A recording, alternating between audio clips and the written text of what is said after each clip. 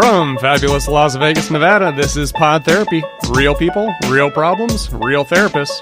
If you have any questions you'd like to ask or advice you'd like to give, come on over to podtherapy.net and join the conversation. Las Vegas is going for a new Guinness World Record, but it's not what you think. Correction, it's exactly what you think. Orgy. And now, broadcasting from Level 9 Studios, that guy's Dr. Jim Jobin. I'm Nick Tangeman. It's time for some Pod Therapy. Very true. So we are going for the world record in lots of sex. They're going for the world record in orgies this weekend at the Erotic Heritage Museum. And Dr. Hartman is going to be running a study on the whole thing. All in the name of science. All sex for science, my man. And so she is running a study with Dr. Amanda Morgan, and they're going to be, I guess, studying the ongoing orgy to figure out how humans pair and select and which parts of the Kama Sutra they like. And so exciting stuff. And so, spoiler alert, I don't want to give away the game here, but we've already contacted Dr. Hartman and asked if she'd be on Pod Therapy to discuss her research, and she didn't say no.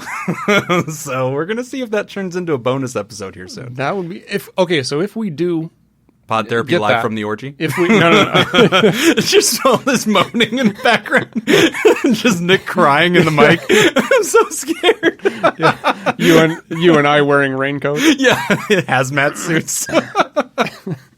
I didn't think of doing a live broadcast, but yeah. No. But if we do a bonus episode, and if we are able to get her, and she's willing to do that, we should tweet it out ahead of time. Yes, so we can have some of our listeners write in any questions they may have about the orgy science. Right? Yeah, and that's a great idea. So you can get ahead of it, folks. If you want to ask special questions, we have not set a hard date for Dr. Hartman, but you can go ahead and send those in. And if we end up booking her, we will ask.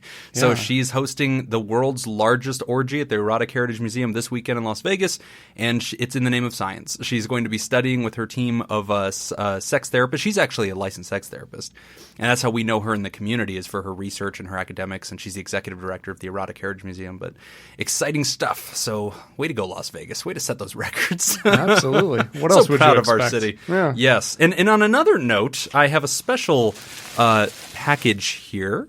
It was Nick's birthday in April, and so I ordered you something, Nick, but it's from China. So it took all this time to get here from Amazon. So I got you an exciting thing. Nick really likes golf.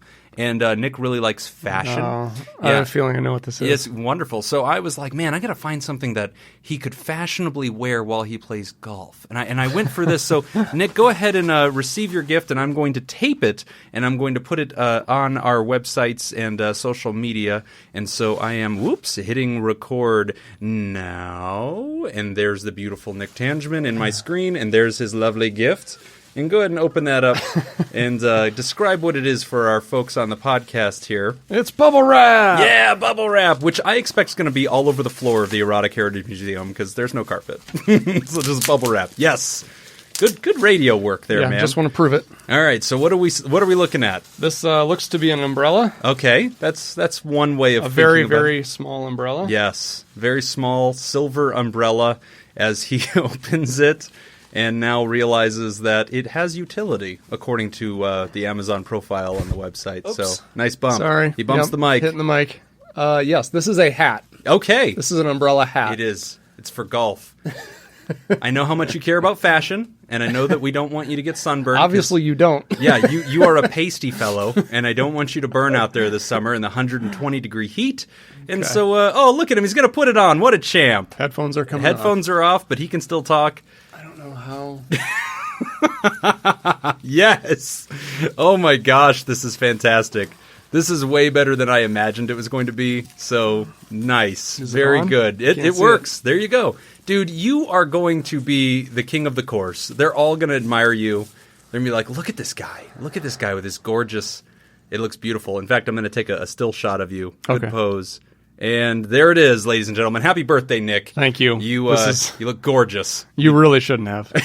But I did. You really shouldn't have. All right. The festivities are now over. We know that you are ready to go golf. We know the orgy's coming up. But it is time. So this serves two purposes. Yeah, you can wear that in. That's right. If you're in the splash zone of the orgy, you can wear that on your head. So you don't want it to get in your hair, Nick. Classic. Oh, just so you know, this is not a kid-friendly show today. At least it was supposed to be, but I'm going to have to mark it explicit now because we talked about orgies. Trigger warning. Trigger warning, yeah. Always after the spoilers, so... But so we got a lot of stuff to talk about. Yeah, so we got some new research in having to do with a new study in the workplace. Yeah. Which is kind of interesting. It is super interesting. So everybody's heard about the Me Too movement, where we're starting to examine the experience that women in America tend to have, right? And so it's focused on sexual assault and ways that men sort of take advantage. But there's a larger conversation about what it's like to be a woman working in this country and how often they experience negativity, what we might call deviance or incivility when they're made to feel pressure or oppressed.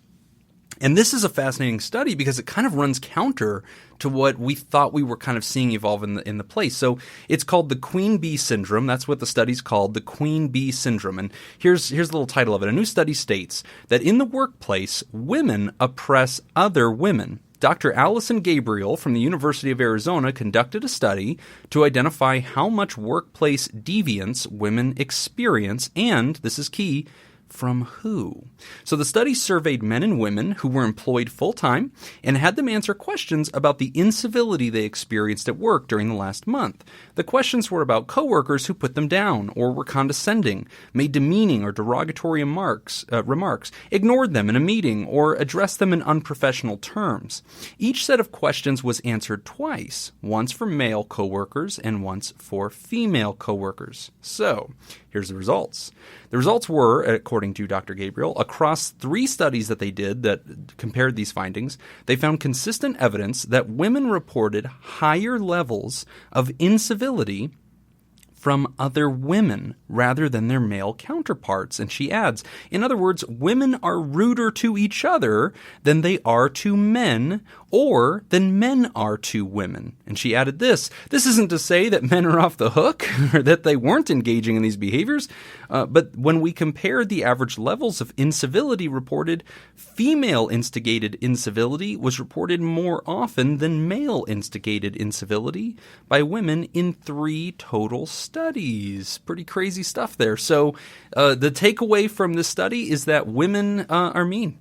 Women are mean girls, man. It's Mean Girls, just like that high school movie. Yeah, which this doesn't really. I got to be very careful. Yeah, I feel like this. Just throw it out there, dude. This is a trap. This is a trap. It's a trap.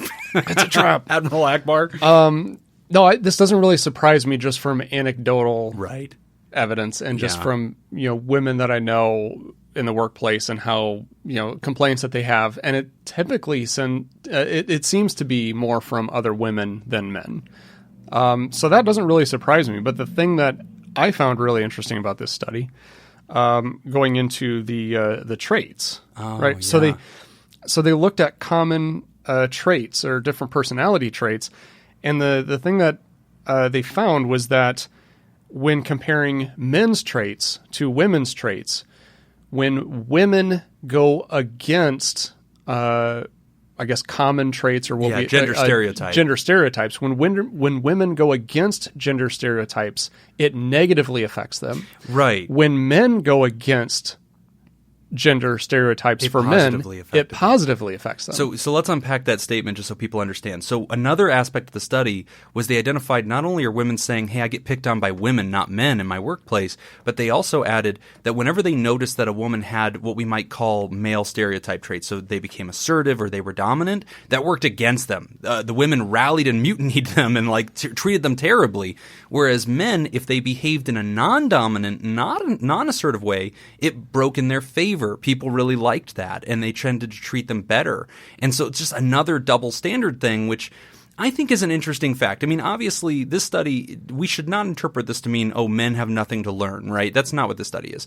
But it's fascinating to think about how women might, in the workplace, how they view other women and how they treat other women and how they, at least in this study, they appear to be uncivil to each other and instigate each other and put each other down. And Nick, part of the thing that I was looking at in this study that I found really interesting as a takeaway, it seems like it's an inherently slanted survey because you're polling these humans and you're asking, hey, have you experienced this kind of communication style? Passive aggressive, incivil, just being slighty and like bitchy, right? And we associate that with female aggression. Like, that's not normal male aggression. When males are aggressive or they don't like you, they don't tend to draw from that inventory of human ways to poke at you. Like, they tend to be pretty direct about it, or they avoid you. Like, if the study was, have you ever been avoided by a male colleague who doesn't seem to like you?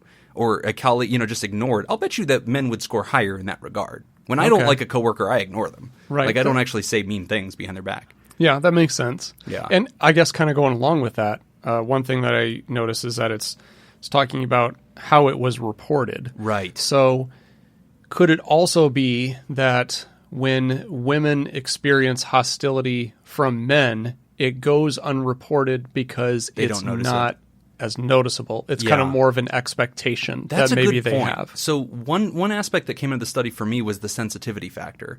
And this is anecdotal, folks, and I'm just the therapist just speculating here, but in my experience, I think women are very aware of like any possible interpretation of a slight from another woman. And I don't think that they give that same kind of credit to men. They don't put men through that same scrutiny. Guys get credit for just being dumb. And so it's like if a guy accidentally sits in your seat or doesn't open the door for you, you don't even think anything of it. You're just like, whatever, he's an idiot. Right. Like if a female coworker doesn't offer a compliment or do something that's affirming or positive or is quiet, you might interpret that. You might be tempted to interpret that as aggressive or dismissive or like she doesn't like you, it makes you uncomfortable. And I feel like there's an unfortunate bias there that women often have to go above and beyond. Like they have to be kind to each other. They have to go, oh, you look great today, and oh, I love this outfit, or hey, would you like some of my chips? Like they have to fill that void. Whereas as a man, I have never felt that responsibility. Like I've never worried that my girl coworkers are going to think that I'm a bitch and I don't like them. But women have to worry about that. If they appear cold, somebody else will interpret that, or at least other females might interpret that as aggressive. Sure. And it would be interesting to look at tribalism and how that factors in. You don't expect to be attacked by somebody within your own tribe. Right. You do expect it from somebody of the opposite tribe, right? So I'm, a female and a male does something. It's like, well, that's what men do. That's what I expect. But then when this woman does it, it's like, hey, what the hell? Right. I see your point. That's a good point, actually, because like as a man, if I'm slighted by a female at work, I don't even probably notice it. And, like, I don't take a lot of offense to it because in the back of my mind, I'm always reminding myself, Jim, you're an idiot. So if they said something that you took the wrong way, 99% of the time, you're an idiot and they're just being normal. And so dismiss that and move on. Whereas if another man does something that I, would cleanly understand to be aggressive or something, I can draw from my lexicon. Like I know male language a lot better, and so I know what that means. And there's been lots of times when I've pulled you aside, I've been like, "Hey, are you mad at me?" And you're like, "No." Like today, Nick's desk was clean, and like it was. I've never even seen the top of his desk. Like it's always covered in papers. I've worked with him for years, and I saw it. I brought coffee to him this morning because I'm a nice guy, and I see his desk, and I text him immediately. I'm like, "Hey, are you quitting? What's going on?" Like I'm really scared. Like, are you leaving? Yeah. And honestly, it's just because I finally got caught up. Yeah, 7 years, and you finally it took got me 7 years. Congrats, man! It's a big day. Now you can actually do something on the weekend. I can take a vacation. You can take a vacation. But this is a fascinating study, and I'm curious about the listeners. I mean, would you say that your experience lines up with this? Female listeners that are out there working at JOB. Would you say that you've experienced more negativity, hatred, incivility from female coworkers versus male coworkers? And I think there's a lot there to take a look at. I would also be interested to hear from some of our male listeners who work predominantly in male environments. And what is that like? Because that's something that I really can't relate to because in our line of work, it's 50-50 or almost more females than men. Well, in the therapist profession, it's 80-20. It's female? 80 female to 20% male. Oh, I didn't know that. And in But Las Vegas, it's 10%. Right. We only have 10% male therapists in Las Vegas. Really? Yeah. And that's well, you and I are unicorns, dude. We're very important. We're sacred. If unicorns were 10% of the population, then I guess that makes sense. I guess they're pretty rare. Yeah. So, but that's an interesting study anyway. So we'd love to hear feedback from folks. The queen bee syndrome. But another piece of the study that was really interesting too was that the more advancing a female was in the workplace, the more likely she was to be scorned. And so the big takeaway from the study was not just women experience incivility from other women. women. And it wasn't just women who show dominant traits tend to be picked on even more. The third takeaway was women who are successful at their job are targeted. They are targeted by other women who do not want to see them succeed. And that's a fascinating thing because the narrative we have is that oftentimes it's maybe men who are holding women down from succeeding. And I'm sure in some industries that's exactly the case. Yeah. Not going to dismiss that. I'm sure that that's the old guard.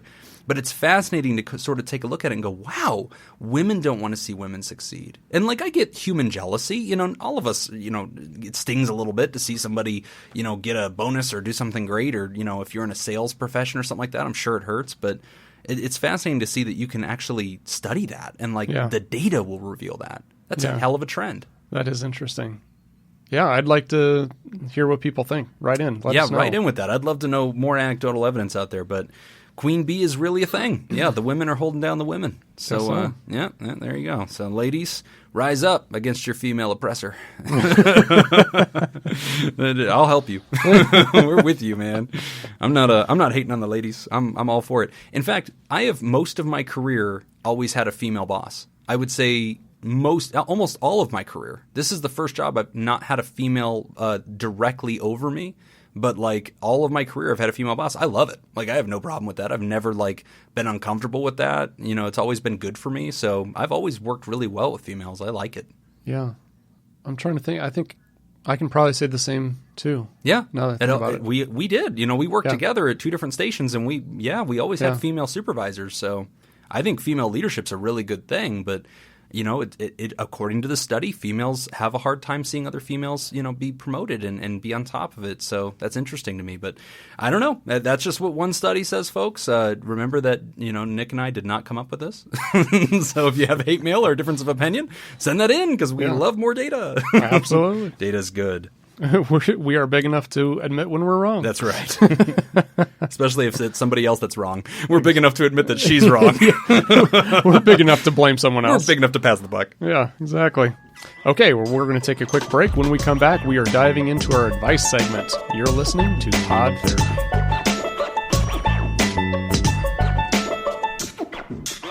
We're back, and you're listening to Pod Therapy. It's time to read our listener mail. All right. Our first one comes to us from Heather. It's about going through a lot and what to look for in a professional therapist. Excellent.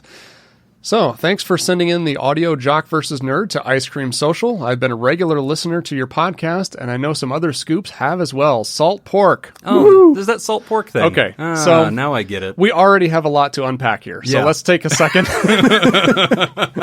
Because we're going to have to translate this email as we go. Some of our listeners may not be scoops. So there's this podcast that I've been listening to for 3 years now. I've been trying to get Jim to listen to it. I have dabbled. It's just hard to be a newcomer. It is. Is a club. It is a tough, it is tall wall to climb. It's tough to break into it. So it's Matt and Mattingly's Ice Cream Social. Paul Mattingly and Matt Donnelly, along with Jacob Smith. Great podcast. They're comedians here in Las Vegas, and it is an amazing podcast to listen to. Very funny. It's an experience. And a lot of inside jokes. But that's the salt pork thing. It is, yeah. So salt pork is kind of like the greeting. Okay, got it. That's the thing. So a while back, we submitted a audio contest thing that they do on their show, an audio version of it, and they trivia. played. So it's like Battle of the Sexes, except it's like jock versus nerd. So one guy answers sports questions, the other guy answers nerdy questions, and we submitted a mental health version of that. Yeah. So one of the things that they do in this podcast that's awesome. They have really talked a lot, candidly about mental health issues and things like that, and it was awesome. So as a thank you, as two mental health professionals in the community, we thought it'd be nice to kind of contribute to that. So we actually got a lot of scoops. Yeah. Yeah, this is one of them. Heather's a scoop. So scoops are the fan club. Yeah. So scoops are probably the coolest people in the world. Oh, are you saying that because you are one? Yes. You have a registered scoop name and everything. Yeah, I do. You're a really big deal in this thing. You're all about it. All right. Back to the letter. But on to why I'm really writing. I've been through a lot of life over the past 2 years, and I'd really like to find someone to help sort it all out. After the first event, my mom dying, I had wanted to seek help, but more life kept happening. Also, I have no idea what kind of professional to look for, so while my schedule wouldn't allow me time for help, I was more scared to pick the wrong person to talk to. My fear has prevented me from taking action. If it matters, the first event was my mom dying after a 2-year battle with cancer. I had to step in her last days and take care of my dad, who was giving her all the wrong medication, as I learned from the hospice nurse. Shortly after that, we moved my dad into a retirement community where I work and sold his house. He was unable to clean out and pack up all his things, so we had to hire a company to haul all his stuff away while he insisted on watching. It was devastating for him and for me. Then I found paperwork in his things which confirmed I was adopted and started the process of finding my biological parents. I kept this from my dad because my parents had never told me that I can remember. I found and met my biological mother and later my biological father and some half-siblings. My dad's sister passed away after a long struggle with Alzheimer's, and it broke my dad. He began suffering from auditory and visual delusions, where he believed he had a relationship with an old girlfriend. He bought her over $500 of clothes and would prepare food and wine for her that was left uneaten all over his apartment. That was a year ago. One night, after not leaving the local diner for 6 hours, he went missing, and we had the police involved in a search for him with the Silver Alert. Since then, he has had 6 stays in the psych hospital, plus 1 for 6 electroconvulsive therapy sessions. That was a really hard decision for us. It helped for a while, but now his dementia has progressed where he's unable to consent to more. We've moved him twice more in this time to different care settings. So far, so good at this point. 3 months and no major incidents. And now we're cleaning out his apartment. Just a few things to go. I also learned a year ago that I work with my biological aunt, and I believed she was responsible directly or indirectly for 2 of my dad's episodes, from sharing information about him against my requests for her not to talk to him about it. 3 weeks ago, we learned that my dog has cancer and will be putting her down in another week or so. I often ask myself if I'm being too sensitive, or if this is regular life stuff, but as I type this all out, it reads like a soap opera. I've been holding it together enough to maintain my home at a minimum and to keep my 4-year-old son laughing. My husband has been tremendous, but it's not enough. I need help, and I'm not sure where to turn. I just want to talk it out. What should I look for in a professional? Thanks, Heather. God, that is a soap opera. That is a soap opera. So, Heather, whenever you sent this in, I immediately wrote back because, whenever we have something that seems like, hey, this is pretty prescient, I want to make sure we're getting a response to you before the next episode.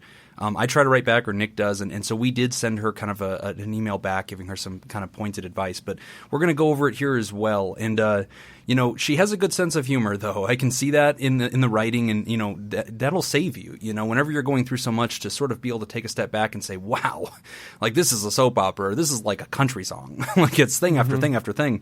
And gosh, I mean, what a journey she's been on. I mean, to recap it, her mother passes away from cancer. Her father's going through Alzheimer's in his late stage. He's having delusions, audio-visual hallucinations where he believes he's dating somebody that he's not. She has to take responsibility for his care. She has to put him up somewhere else. And then in the process, she discovers that she's adopted. Yeah. And wow. That's a lot. Holy cow, man. Like the rug comes pulling out from underneath you. Now you're trying to take care of your father. Now you're discovering a whole new family that you have. You discover you work with your biological aunt. Like, what are the odds? And that she may have even been contributing to sabotaging your father's health and, making it even worse. And then on top of that, now, your dog has cancer. I mean, you're just trying to hold it together. But I'm really glad at the top of this thing, Nick, that she says, okay, I know I need therapy. I know I need to partner with somebody, so let's have that conversation. Absolutely. And this is I'm very grateful that you wrote in. And I mean, this is really tough. One thing I have to say, Heather, is you have an unbreakable spirit. Yes. Wow. Yeah. I mean, this is a lot of stuff all happening all at once. And that's the way it feels a lot of times. I mean, when life happens, it's never one thing. When it rains, it pours. Exactly. Yeah. And it's so frustrating, and it's very easy to give up. And the fact that you haven't, I think, really says a lot about who you are as a person. It's very easy, when you get to that point and you're just saying to yourself, I can't do this anymore. I cannot take one more thing added, because it feels like you're hiking up a mountain and you're carrying this backpack and life just continues to pour more stuff into this backpack. Yeah. And every time it does, you feel like I can't do this. Right. But you do. Yes. You continue doing it. And we all have different things that we kind of say to ourselves to motivate us. And one of the things that I do is I really try to remind myself that resistance is what makes us stronger, right? There's this, if you've ever seen the movie Rocky Balboa, there's this one scene, where he's talking to his adult son and his son is upset and he's complaining about, how hard it was to grow up being Rocky's kid and all this stuff, and so Rocky gives this speech and it's perfect, and what he says is he's like, no one can hit as hard as life. And it will beat you to your knees and it will keep you there permanently if you let it. But it's not about how hard you hit. It's about how hard you can get hit and keep moving forward. Like how much you can take and keep moving forward. Yeah. And that's something that I kind of remind myself because it helps me to get through things like this. Yes. Where I suddenly, something happens and the agency I work for closes. Right.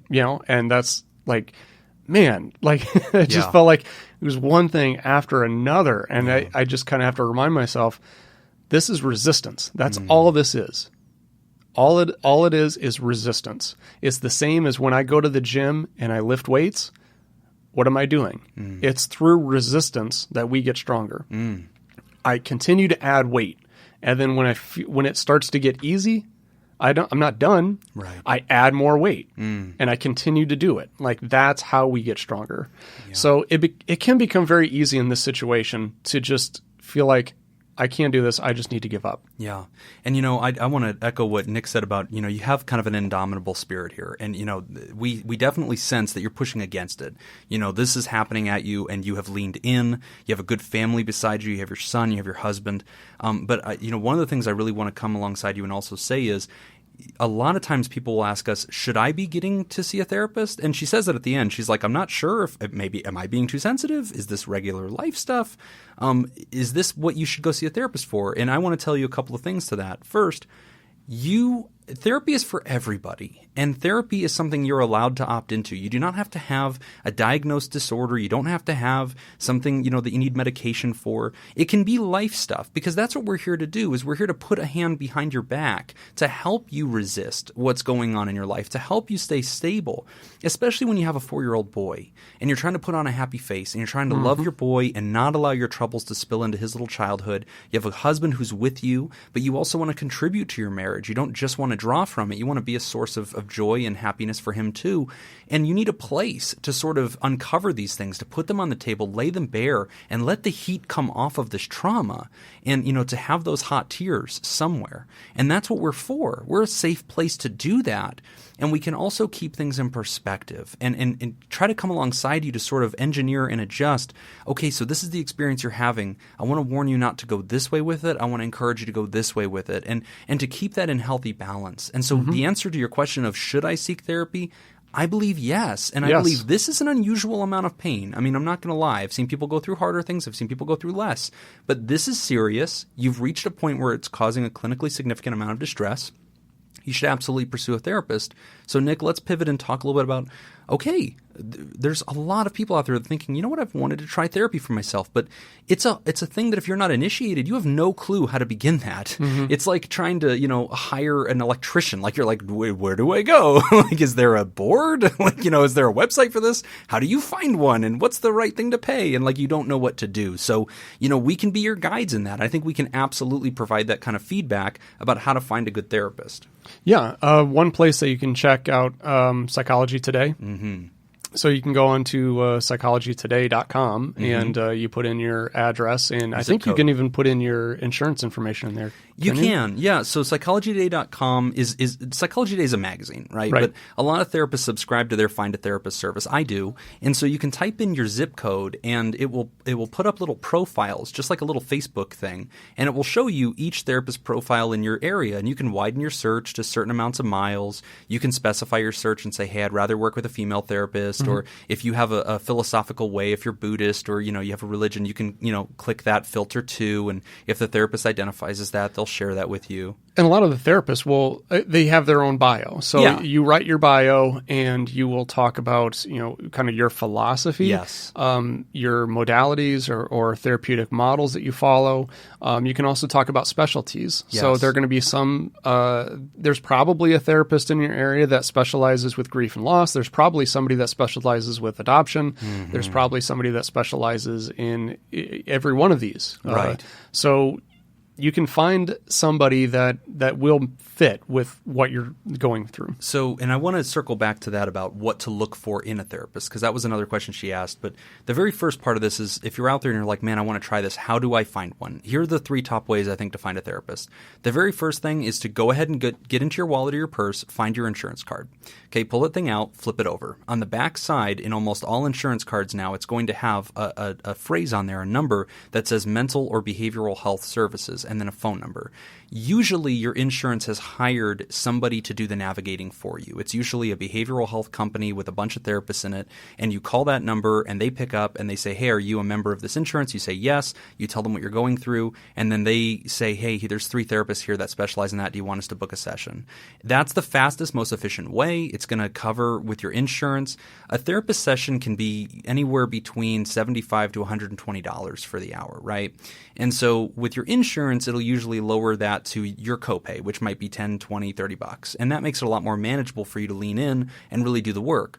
The downside, though, is that usually you don't have as much say-so in who your therapist is going to be. And so sometimes that can be discouraging. But that shouldn't stop you from going for it, right? Because we're all trained therapists. We're all better than nothing. And so we're not going to hurt you. And I would encourage you to lean in. The second way is a little bit more choosy, which is what Nick talked about, psychologytoday.com. And you can find therapists. And you can also search by your insurance. And so that helps you zoom in. But also you might find a therapist and you say, wow, this is the one I really want to work with. They don't take my insurance. Look them up. They have a profile. They probably have a website. You can also call and do a phone interview. And a lot of people don't know that, Nick, that you can call us. We'll have a phone number on there. We'll have an email on there. You're invited to call us and say, hey, I wanted to just kind of give you the gist of what I'm going through and get some feedback. And we will have a conversation with you to let you kind of get a feel for who we are, and we'll give you some initial consult. That's a very normal thing to do, unless it's a very busy therapist who can't call you back. But, for the most part, we can do that. And that way you can kind of try us on to see if we're a good fit. And then the third way to find a therapist is, honestly, it's Google and Yelp. And so, like, if you go into Google and you just type in therapists in my area, Google knows how to sort that for you, or go to Yelp and type in therapist and type in your zip code. Funny side note on that, I always ask my patients whenever they come book me for the first time, I'll say, hey, how'd you find me? And at one point somebody goes, Yelp. And I was like, what's a Yelp? And they were like, dude, really? And so they showed me my profile on Yelp, and I didn't even know I had one. And somebody had created it for me, and I had 6 reviews. And I was like, oh my God, I'm really glad they were good, thank God. Yeah. I was like, whoa. So I didn't even know that was there. But that's a great way to find people too, because you can see reviews from other people that are saying, hey, I enjoyed this person. And I got something from them too. Yeah, I mean, you could also get a referral from anybody that that yes, that has been in therapy too. Yeah. So, but when it comes to speciality, and Nick was talking about this earlier, with Psychology Today, we tend to list our specialities. So we'll say, hey, I specialize in addiction, or I specialize in women's issues, or I specialize in grief and loss or trauma. In this case, Heather, I'm going to tell you the truth. I think it's fine for you to search for somebody who does specialize in grief and loss or trauma, but I'm going to encourage you not to make that the most important thing. That's a good factor, but the most important thing, in my opinion, is personality. The research that I have seen is that the most effective therapist for the person is the person that has the personality that you jive with the best. And so that's why, unlike, your podiatrist or like, your family physician, we go to great lengths to show you who we are. We create a profile on Psychology Today. We have a website where you usually have videos of us talking at you. We'll talk to you on the phone because we know therapy is a very intimate, very personal experience. The most valuable quality you can find in a therapist is that they seem like somebody you could have a cup of coffee with. And, don't read too much in it. Like, they don't have to be a perfect twin for who you are. But if they seem like somebody you identify with that you find approachable, that's the best fit for you. And then, make sure that the logistics work out as far as their availability and costs and things line up for you. But I strongly encourage you, Heather, therapy is the right fit for your situation. And I would even encourage you, and I said this in the email, I encourage you to get couples counseling, to bring your husband with you to some of this therapy. Maybe start for yourself, but bring him too, because he has gotten to ride shotgun through years of grief and trauma, and this has disrupted your family ecosystem. And, respect that and understand that he probably has been keeping a stiff upper lip and trying to be strong for you. This affects him too. Your heart is his heart, so it might be a good idea to come together at some point and visit with a therapist as well. Mm-hmm. And going back to your comment of, am I being too sensitive? No, absolutely not. There's no such thing as being too sensitive to the point where you don't need therapy. Yes. Right. I mean, even if let's just say hypothetically you were being too sensitive, does that mean you're not appropriate for therapy? Right. No. You're too sensitive. Go to therapy. Yeah. Am I not being too sensitive? No, you're not too sensitive. Go to therapy. In either case, I think it's going to be very helpful. And this is a lot to deal with. I mean, and why do it alone if you don't have to? That's right. Definitely don't do it alone. And Heather, thank you so much for writing in. Please continue to check in with us. Please let us know how things are progressing. If you do find a therapist, I'd love to hear how you made that choice, and how things are going as you go. And if you ever want to kind of check in with us and get some feedback about the way to approach your therapist, do that. Write back into us, man. We're always helpful, or we want to be helpful to you as much as we can be. Yeah, absolutely. Thank you, Heather. Salt pork. Salt pork. Okay. Did I do it wrong? Yeah, you did it wrong. God, it's 2 words. It was all wrong. How did I still manage to get it wrong? All right, we're going to take a quick break. When we come back, we hear from somebody with schizophrenia. You're listening to Pod Therapy.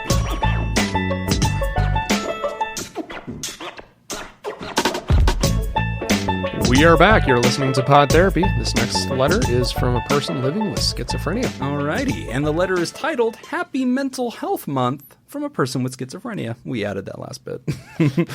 In the spirit of the ICS community. Ice Cream Social? Oh, this is another one of those. I know, we got 2. Damn. Okay. 2 in one episode. Wow. That's awesome. All right. In the spirit of the Ice Cream Social community. Hello, you beautiful mind fuckers. See, this is what I'm talking about. Like, that's probably a joke that I don't get. Yeah, it is. Like, I don't know anything. She says, in parentheses, of course, understandable if that is omitted on air. Yeah, I'll probably be bleeping that in post. In the spirit of one of your latest episodes, I feel excited about coming out of the closet. I have been out of the atheist closet since October 2017, but this is a different closet altogether. It's important this month, and really every day, to be honorable and authentic. So here it goes. I am schizophrenic, proudly, and with great effort every day. I work hard for a better tomorrow, almost entirely, without medications, and always going to therapy every 1 to 2 weeks. I do take Ambien because of severe insomnia due to PTSD. After being diagnosed with an MMPI, which is the Minnesota Multiphasic Inventory, scans, and for a few months daily sessions, I have accepted the reality of the situation. And this part is for those who have never met somebody with schizophrenia. Hollywood is wrong. Thank you. Well said. It's not just about voices or whatever the latest SVU episode has people believing.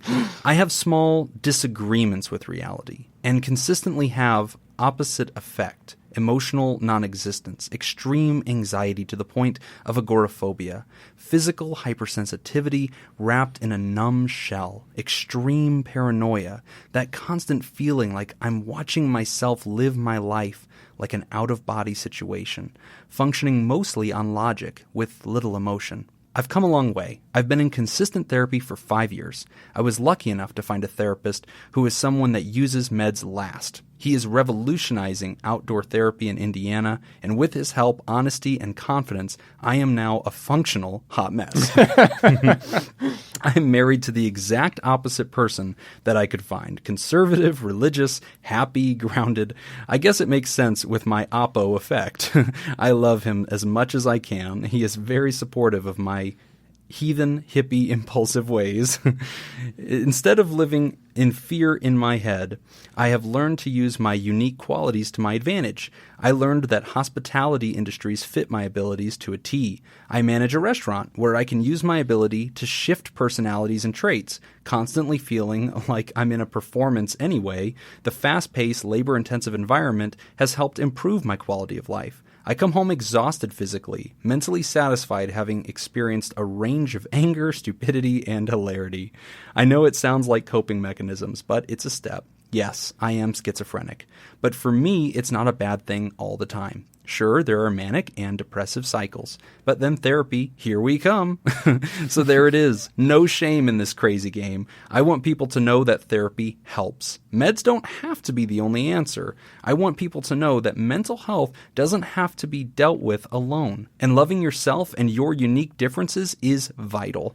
I love what you two are trying to do, so keep it going. Betsy. Wow. That's our at Betsy Boop Scoop. She's our Twitter friend. Thank you. Betsy, that's awesome, man. I did not know that. And that's a terrific thing to read about. The optimism in there is fantastic. You know, here's somebody, when people hear that word schizophrenia, Nick, Hollywood has ruined that word. It has. And here's the thing. I know where this comes from. I feel like I have a good understanding of this. Mm-hmm. It's because Hollywood looks for something that's real, but still mysterious. Right. Because if it's mysterious, you can turn it into whatever you want, and you can make it exciting. Right. Case in point, think about movies about Mars.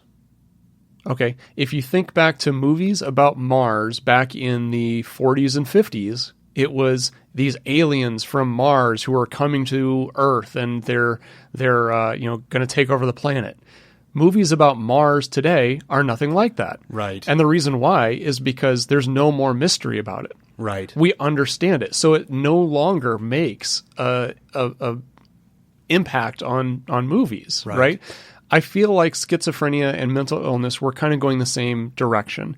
I think in 10 or 15 years, we're not going to have movies about schizophrenia like we do now, or that we have in the last 20 years, where it's like, ooh, somebody's got schizophrenia and they're a crazy murderer and killing people, right?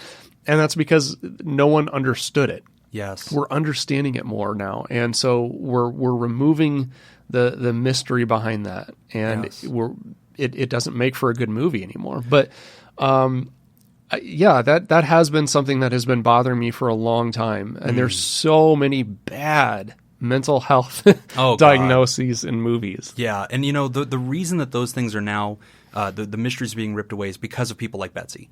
Because Betsy's coming forward and saying, hey, this is what my life is really like, but I'm also the one who just served you your chicken wings. And so and I didn't kill you, yo. Yeah. You're welcome. And, please don't fear me. And also, she has such an encouraging message in there to try to help people understand this therapy's good. Therapy works. And, don't be all of the above about it. Medicine has its role. Therapy has its role. Coping skills has its role. Adjusting my life to match, myself and the best version of me has its role. But oh my goodness, 5 years of real progress and seeing how much she's come and how far she's come. Schizophrenia is this thing that a lot of people don't understand. And so let's take a quick second just to reveal a little bit of it, because we want to destigmatize it by just talking about what it really is. Schizophrenia is a fun and exciting word because it's very German. And, what it actually comes down to is it means a ripped apart consciousness. And when they were first describing it, what they noticed was how she said, I'm inconsistent with my reality, that sometimes I have these little disagreements with my reality. And what that means is there's an incongruence in perception. That's usually what schizophrenia is. So things that we might see with somebody that exhibits signs of schizophrenia, and there's kind of like a continuum of schizophrenia. There's lots of different little caveats to it. But the classic symptoms are things like flat affect, which to us means you might not emote. You might not be channeling like the emotional waves that the rest of us are, like following along.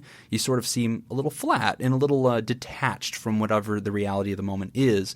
We might see paranoia, which she describes in here too, which is that feeling of being watched or that feeling of hypervigilance, like you're constantly having to look at your surroundings and you never feel consistently safe. She talked about emotional non-existence, which is that flat affect, or opposite effect, which is that disagreement of what reality is actually throwing at her. Anxiety is very common.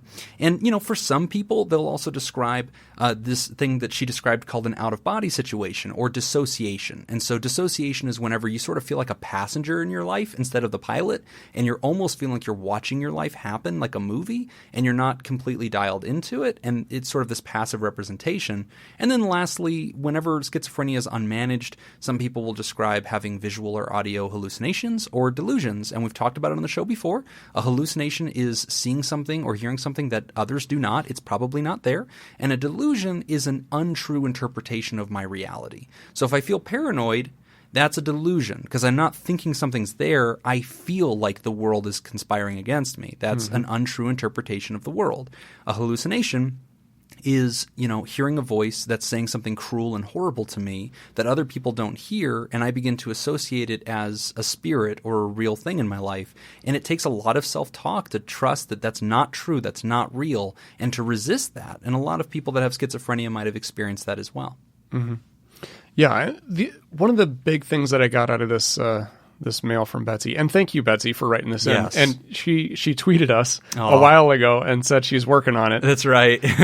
Let me just say, well worth the wait. Well worth the wait. Good job. It really brought a smile to my face reading this, because one of the things that I want to commend you on is adaptability. Yes.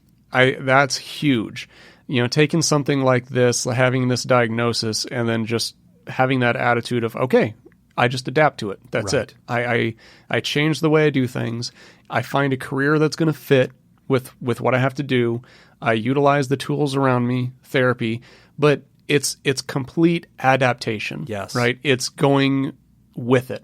It's kind of like, I often use the example, like in therapy, I use the metaphor of kind of like navigating rapids. Mm-hmm. If you've ever gone whitewater rafting, you're kind of aiming, but you're going with it. Mm-hmm. You're not trying to paddle upstream. Right. You're not trying to, you don't decide I'm going that way. Right. You kind of like, you're okay, going it's going this way. Right. I'm going to do this to, compensate. And this is a great example of how to do this. Mm-hmm. Yeah. And I got to say, Nick, these scoops are badasses. I know, right? They are badasses. Right? I mean, that's pretty awesome. Back-to-back scoops. And, tip of the cap to that community, because it's positive, it's affirming, and I like that these are the kinds of people that are in it, that are just honest about their stuff and still find a note of encouragement and good humor. And Betsy, awesome sauce, man, and total tip of the cap that you came out with this on Mental Health Month. And folks, if you're out there, I want you to be inspired. I want you to be inspired by Heather. I want you to be inspired by Betsy. I want you to consider, hey, you know what? There's organizations of people, there's clubs of people like the Scoops and like whatever the hell our team is going to be called, who love you, dude, and we're with you. And you know what? There's no shame in your game. Just I want to copyright what Betsy said. No shame in this crazy game. Absolutely. And there is no shame in it, man. And therapy is for everybody, guys. It has a value in your life. You get out of it what you put into it. But I strongly encourage folks, if you're going through something, get some support, man. It's not a label. It's not an act of surrender. It's not a concession that you're broken or that you need the help. It's accepting support for what it's there for. It's there to help you live. Yeah. Thank you for writing in, and keep up the good work. Salt pork. Salt pork. Which is now our salutation to all of our Scoop friends. Did you finish your Starbucks? And that sound means we're out of time. that means Nick's out of his what is it? A venti iced white mocha extra whip. Yes, it is. Thank you. I always order that, and they go, "Here's your girlfriend's drink." I'm like, Thanks. I don't care. No shame in my game either. But that's funny because I tease you, and then the one time we went to Starbucks together, and you were like, "What do you want, Jim?" And I was like, "The Very Berry Hibiscus." And you were like, "Really?" Like all the shit you give me. That's all the time that we've got for this week's session. Thank you to those who contributed to our show today. We really appreciate it. Remember, pod therapy isn't something you should keep all to yourself. Help us reach others by sharing this episode. You can find us at facebook.com/podtherapy or on Twitter @podtherapyguys. Do you want to add your own advice to today's questions? Post your thoughts at podtherapy.net and join the conversation. I'm Nick Tangeman. I'm Thanks, and we'll see you for your appointment next week.